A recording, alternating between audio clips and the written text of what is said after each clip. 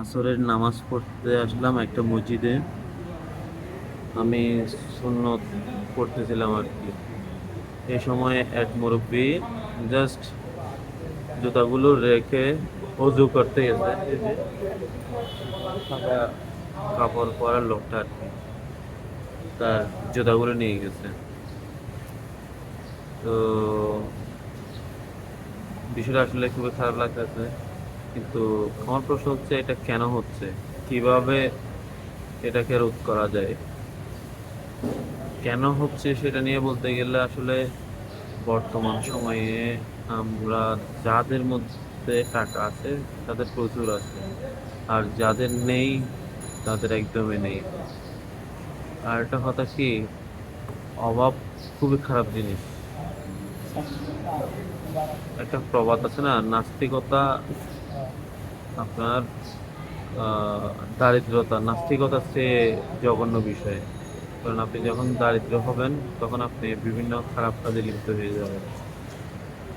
আর দ্বিতীয় বিষয় হচ্ছে, আমরা যারা বিত্তবান আছি আমাদের সম্পদগুলো কিভাবে ব্যয় করব, সেটা সঠিকভাবে করতেছি না। যেমন কি মনে করেন,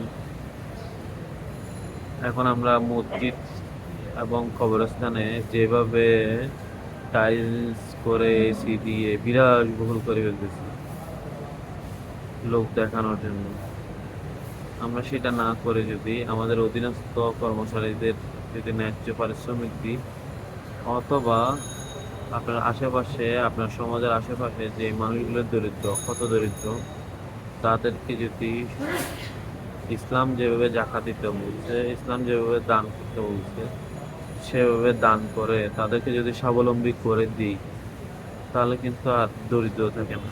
আর দরিদ্র না থাকলে ক্রাইম, সন্ত্রাস, এই ধরনের এগুলো হয় না।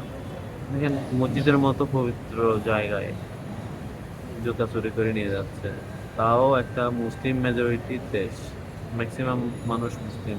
সেই হিসেবে যে জুতা চুরি করছে সে মুসলিম হবে। তো আসলে আমরা উভয় পক্ষের দোষ। আমি চোরের পক্ষে বলতেছি না, বাট চুরি কেন হচ্ছে সেটা।